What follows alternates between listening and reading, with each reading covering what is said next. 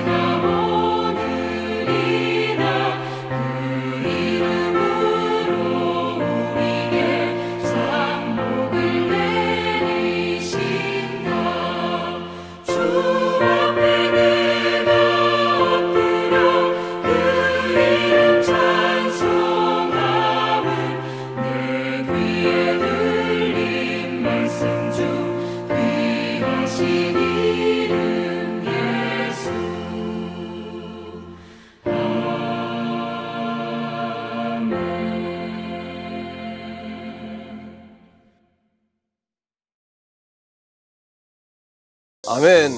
우리가 귀한 찬양 드리고 다시 뵙습니다. 자, 오늘 우리가 제자입니까? 라는 큰 주제를 가지고 하나님께서 당신을 제자로 부르셨습니다. 이런 제목으로 말씀을 나누기 원하는데요.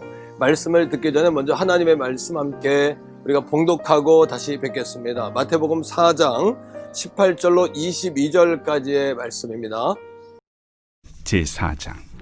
갈릴리 해변에 다니시다가 두 형제 곧 베드로라 하는 시몬과 그의 형제 안드레가 바다에 금을 던지는 것을 보시니 그들은 어부라. 나를 따라오라. 내가 너희를 사람을 낚는 어부가 되게 하리라. 그들이 곧 그물을 버려두고 예수를 따르니라. 거기서 더 가시다가 다른 두 형제 곧 세베대의 아들 야고보와 그의 형제 요한이 그의 아버지 세베대와 함께 배에서 금을 깁는 것을 보시고 부르시니 그들이 곧 배와 아버지를 버려두고 예수를 따르니라. 예, 아멘. 오늘 귀한 말씀 함께 읽고 돌아왔는데요. 잠깐 기도하죠. 사랑의 주님, 죄자입니까? 라는 제목으로 마태복음 4장의 말씀으로 은혜를 나누기 원합니다. 또 성전에서, 또 가정에서, 직장에서 이 시간 영상을 통해 셀 모임을 할 때에 성령님 동행해 주셔서 주님의 마음, 주의 말씀을 잘 듣고 알게 해 주옵소서. 예수님 이름으로 감사기도 드립니다. 아멘. 자, 오늘 큰 주제를 한번 따라하겠습니다. 제자입니까? 예, 한 번 더 따라하시죠. 제자입니까? 자, 오늘 제자입니까? 제자 시리즈의 첫 번째 시간인데요. 오늘은 당신을 제자로 부르셨습니다. 이런 제목으로 말씀을 나누기 원합니다. 자, 우리 옆에 있는 분하고 한 번 더 인사할까요? 당신을 제자로 부르셨습니다. 자, 시작. 당신을 제자로 부르셨습니다. 당신을 제자로 부르셨습니다. 여러분, 교회에는 미션이 있고 비전이 있습니다. 그 미션은 뭐냐 하면 이 땅에서 우리가 지금 행해야 될 일이고요. 비전은 무엇이냐 하면 장차 우리가 맞이하게 될 교회의 어떤 성취 내지는 선물이다, 이렇게 말할 수 있습니다. 먼저 우리의 그 미션, 사명은 뭐냐 하면 이 땅에서 우리가 온전한 교회가 되는 거고 또 온전한 제자가 되는 거죠. 그리고 비전은 뭘까요? 자, 우리가 제자가 되고 또 제자를 삼습니다. 교회가 되어서 또 온전한 교회를 우리가 삼습니다. 그 후에는 우리 주님이 이 땅에 다시 오실 때에 그 주님을 만나는 교회로 우리를 세우는 것, 만나는 제자로 세우는 것이 바로 교회의 비전인 거죠. 자, 그렇다면 이런 질문이 들 수 있죠. 그러면 주님을 못 만날 교회도 있냐? 못 만날 교회도 있습니다. 마지막까지 신앙을 지키지 못하는 교회, 주님을 버리는 교회, 포기하는 교회, 또 실패하는 교회, 또 지는 교회도 있죠. 우리가 온전한 제자, 온전한 교회가 돼야 되는 이유는 마지막 날에 우리 주님을 만날 때에 우리가 주님을 만나는 교회가 되기 위해서다라는 것이 우리 교회의 비전이고 저와 여러분들의 비전이 되겠죠. 여러분, 그러하기에 우리는 늘 미완성입니다. 왜 그럴까요? 제자 된다는 것은 주님을 닮아가는 건데 주님을 완벽하게 닮는 사람은 없지 않겠습니까? 자, 우리 유행가 가사 가운데 우리가 나이가 먹는 것은 늙어가는 것이 아니라 익어가는 것이다, 이런 이야기 들으셨죠? 우리가 예수를 믿고 세월이 갈수록 우리가 늙어가는 것이 아니라 익어가는 것이다. 다시 말하면 그리스도인들이 되어가고 제자가 되어가는 것이다 라는 것을 명심하셔야 됩니다. 자, 첫 번째로 오늘 제자에 관한 말씀을 나누면서 기억해야 될 것이 있는데 구원에는 세 가지의 시제가 있다. 예, 시제라는 단어가 사실 어렵습니다. 현재라는 관점에서 과거와 미래의 구원이 있다 라는 의미예요. 첫 번째는 과거적 구원입니다. 이것은 칭의 구원이다, 이렇게 이야기하는데 한번 따라하죠. 구원을 받았다. 예, 에베소 2장 8절입니다. 너희는 그 은혜에 의하여 믿음으로 말미암아 구원을 받았으니, 이 말씀은 이미 구원을 받았다는 이야기가 되겠죠. 우리가 주 예수 그리스도를 믿음으로 우린 구원을 받았습니다. 자, 그런데 두 번째로 현재적 구원이 있습니다. 자, 빌립보서 2장 12절 말씀에 보면은 다 같이 한번 따라합니다. 구원을 이루라. 예, 자, 말씀은 이렇습니다. 그러므로 나의 사랑하는 자들아, 너희가 나 있을 때뿐만 아니라 더욱 지금 나 없을 때에도 항상 복종하여 두렵고 떨림으로 너희의 구원을 이루라, 이렇게 이야기합니다. 자, 구원은 받았잖아요. 그런데 구원을 이루라는 의미는 무엇일까요? 그 의미는 무엇이냐 하면 구원받은 우리가 날마다 구원받은 자로서의 삶을 살아가야 된다. 멈추는 것이 아니라 그리스도의 장성한 분량까지 자라가야 된다라고 성경은 우리에게 이야기하는 겁니다. 그것을 구원을 이루어 간다, 이렇게 이야기하는 거죠. 자, 세 번째 구원이 있습니다. 그것은 미래적 구원인데, 자, 구원을 받으리라 라고 이야기했어요. 마태복음 24장 13절입니다. 마지막 환난날 끝까지 우리가 견뎌야 됨을 이야기하시면서 그러나 끝까지 견디는 자는 구원을 얻으리라, 이렇게 말씀하셨습니다. 구원을 받았잖아요. 그리고 구원받은 후에 구원을 이루어가는 삶을 사셔야 합니다. 그리고 끝까지 견뎌서 주님 오시는 그날까지 이기는 교회가 될 때에 주님을 맞이하는 구원을 얻는 교회가 된다는 거죠. 자, 구원받았습니다. 주님 오시는 그날에 우리는 승리를 약속받았어요. 그렇다면 구원을 이루어가는 과정, 바로 이것을 성경은 제자 삼는다라고 설명을 하는 거예요. 자, 두 번째는 이겁니다. 제자 삼는 사역을 위해서 우리에게 주신 세 가지 선물이 있습니다. 하나님께서 첫째는 뭐냐 하면 우리 주님을 대신할 목사와 교사를 여러분들에게 주셨다는 거예요. 자, 말씀 속에서 에베소 4장 11절입니다. 그가 어떤 사람은 사도로, 어떤 사람은 선지자로, 어떤 사람은 복음 전하는 자로. 자, 사도는 이미 12사도로 끝났습니다. 선지자는요, 이미 하나님의 말씀이 완성됨으로 끝났습니다. 하지만 사도적 역사와 선지자적인 역사는 지금도 존재합니다. 또 하나, 복음 전하는 자가 나오는데 이것은 지역교회를 목회하는 분들이 아니고요, 선교사님들처럼 복음을 전하며 전문적으로 복음을 전하며 다니는 분들이죠. 자, 그러면 이 지상의 교회고 이 지역 속에 존재하는 우리 태교원 성결교회 같은 교회를 위해서는 주님께서 목회자와 평신도 교사를 주셔서 그들에게 권위를 부여하고 그들에게 제자의 말씀을 가르치는 자로 세우셨다는 거예요. 자, 제가 바로 여러분들의 선물이다, 이렇게 과감하게 말씀드려도 좋을 것 같습니다. 두 번째는요, 우리가 이 제자 훈련을 할 수 있는 텍스트, 교과서인 성경 말씀을 주셨다는 거예요. 자, 말씀 속에서 봅니다. 디모데후서 3장 16절 17절인데요. 모든 성경은 하나님의 감동으로 기록된 것으로 교훈, 책망, 바르게 함과 의로 교육하기에 유익하다라고 이야기했어요. 이 하나님의 말씀은 우리를 교훈하고 책망하고 교육하기에 여러분 유익한 책이라는 겁니다. 뿐만 아닙니다. 자, 이어서 17절에 이는 하나님의 사람으로 온전하게 합니다. 온전하다는 것은 준비시킨다, 채비시킨다, 이런 뜻이죠. 자, 그 이유는 뭐냐 하면 모든 선한 일을 행할 능력을 갖추게 하려 합니다 라고 이야기했어요. 자, 여러분, 성경 말씀을 통해서 우리가 훈련받습니다. 이 말씀이 교과서입니다. 이 말씀이 제자훈련의 기준이고 신앙생활의 기준이라는 사실을 여러분 기억하셔야 돼요. 정말 중요한 게 있습니다. 목회자가 성경의 권위를 부여한 것이 아니고요, 성경이 목회자에게 권위를 부여한 거예요. 교회가 성경의 권위를 준 게 아니고요, 성경이 교회에 권위를 준 겁니다. 여러분들이 성경의 권위를 준 게 아니고요, 성경이 여러분들에게 하나님의 자녀로서의 권위를 부여했다라는 사실을 기억하셔야 돼요. 세 번째입니다. 하나님이 주신 선물, 가장 큰 선물인데요, 제자 훈련의 중심인 그리스도 예수 그리스도를 주셨고 또 원동력이 되는 성령님을 우리에게 주셨다라는 거예요. 말씀 속에서 봅니다. 골로새 1장 28절 29절인데요. 우리가 그를 전파하여 각 사람을 권하고 모든 지혜로 각 사람을 가르치면 각 사람을 그리스도 안에서 완전한 자로 세우려 합니다. 우리의 여러분 목적과 목표는 뭐냐 하면 예수 그리스도의 장성한 분량입니다. 주님을 닮아가는 겁니다. 이게 제자훈련이에요. 도광록 목사도요, 저를 통해서 여러분들이 주님께로 나아가셔야 돼요. 제가 여러분들의 끝이 아닙니다. 그걸 여러분 반드시 기억하셔야 되고, 누구도 그 사람이 목적이나 목표가 돼서는 안 돼요. 그분을 넘어 예수 그리스도께로 나아가는 우리 모든 태교원 성결교회 가족들 되기를 축복합니다.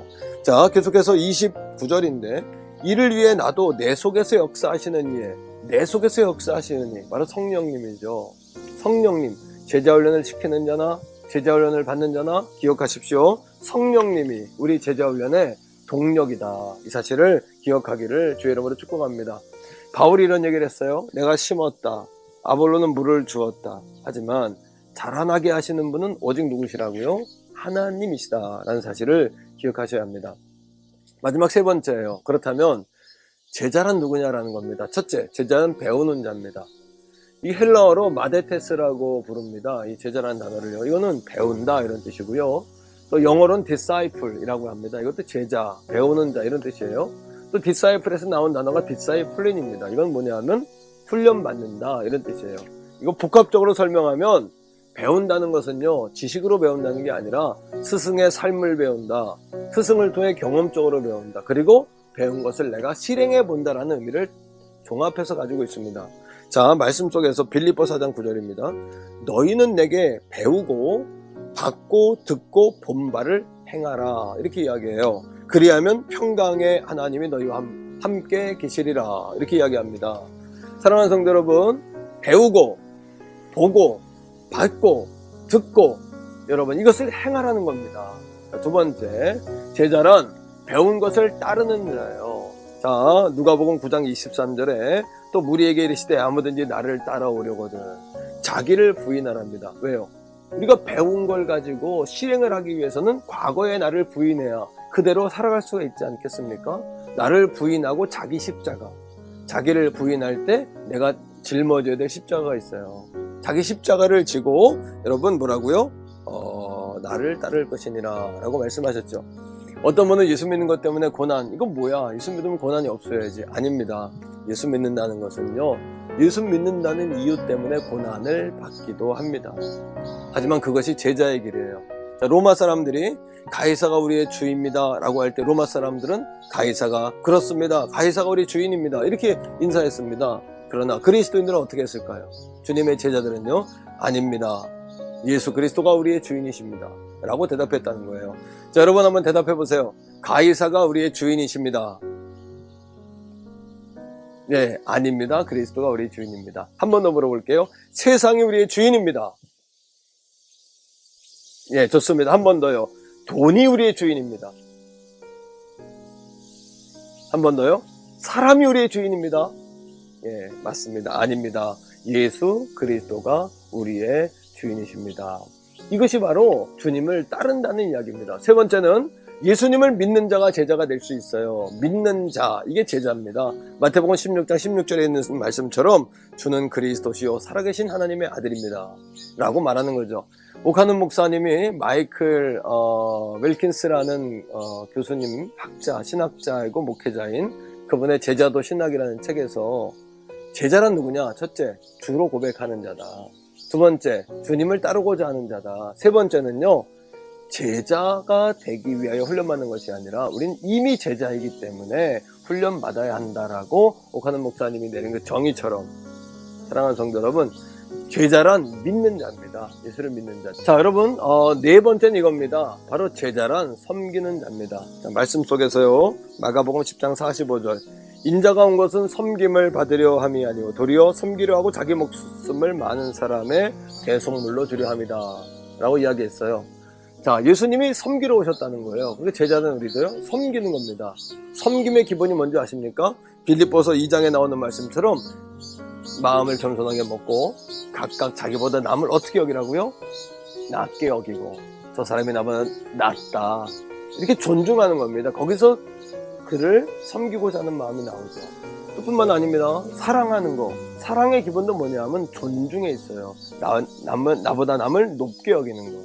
우리 태경원 선결교회가 오늘 지난 주일에 스티커 다 붙였잖아요. 힘내세요 이렇게 스티커 붙였는데, 세 사람 이상, 지금 사람이 없다면 마음속으로 사람을 떠올리면서 세 사람 이상 힘내세요. 자, 인사합시다. 자, 엄지손가락을 치켜 세우고요. 자, 해봅시다. 시작.